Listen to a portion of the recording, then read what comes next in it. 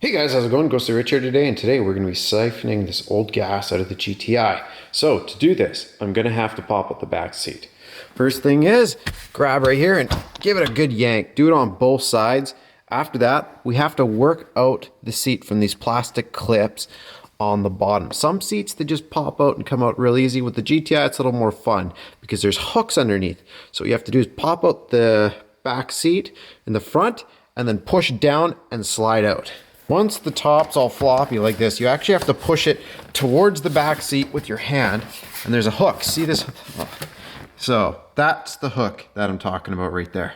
So you have to make sure that even when you go to put this back in, it pops up and then you push it towards the back of the car and then lift as you're pushing back. And then now we can slide the seat out. First thing you're gonna wanna do, pull this piece of plastic out. You do this by squeezing the rubber, it gets out of the way. Get your fingers in this hole and pull up. Once you do that, you'll see there is yet again another clip. Now it has a dovetail, but if you look here, there's a little red clip. This is a safety clip to make sure it just doesn't disconnect while you're driving. You want to grab it with either your nail or a screwdriver and pull it up. If you pull it up, you'll feel it. And it'll come up, and then you can literally just pop it all the way up like so. And then now technically you can compress the clip and pull it up. Put that harness off to the side and then tuck this one in over here.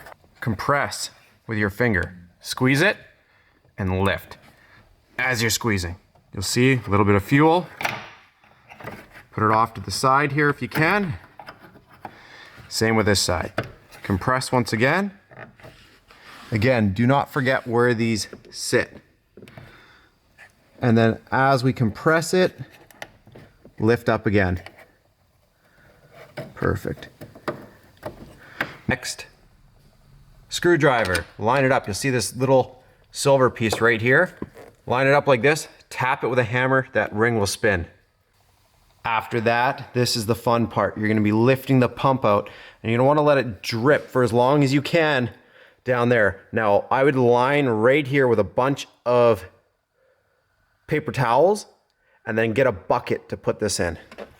Now this is going to be a fun part. See how that basket's full of fuel? Well, for me, I want that basket to be a little bit more empty. The reason why is that could totally spill inside. So I have a fluid extractor. I'm going to pull a little bit of fuel out of that basket by extracting it. How you know is it has this, and you'll just have that there and pull it out, and then just drain it into there if you want.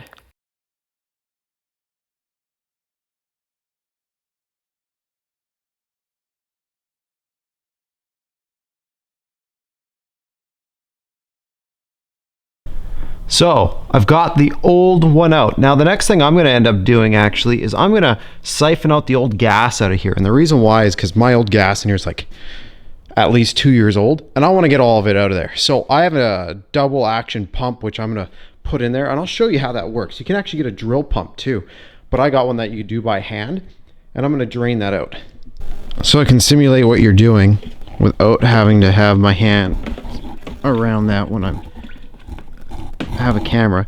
Imagine that's your tank, you're holding that in,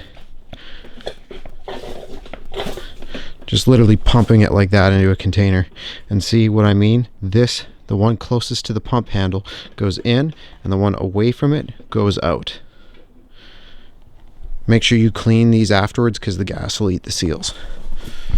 All right, so all I did is I used that pump and I sucked it out. If you use one of the ones that are a drill style, you put one end in, one out, and it'll say in out on one side, and just make sure that you keep pumping away. I didn't show you guys because I didn't really want anything electrical running while I was pumping gas. I'll leave it up to you, but either way, I got it all out. I literally just kept siphoning until it was all out. And then the next thing that you're going to want to do is when you go to put in your new fuel pump or same fuel pump, make sure that rubber gasket is sitting on the edge when you go down, and then remember to compress a little bit as you go down. And after you compress, take that ring and turn it to lock it in. When you go to put that gasket on, it doesn't sit on the bottom of the pump. What it does is you actually seat it around the edge of the tank, around the rim, and then the pump will squeeze into it. If you put it on the bottom of the pump, it won't let you sink down the pump all the way. And I already knew that from when I went to twist it. I just forgot to. Okay, so from this part, you just want to go plug this one back in. After you've done that, blue up top, gray midspan. After that, take this, make sure your connector's out of the way, and line it up so that arrow, which was aiming towards the front of the vehicle, is back aiming towards the front of the vehicle. Make sure your seal is clean all the way around. Plug the fuel pump back in.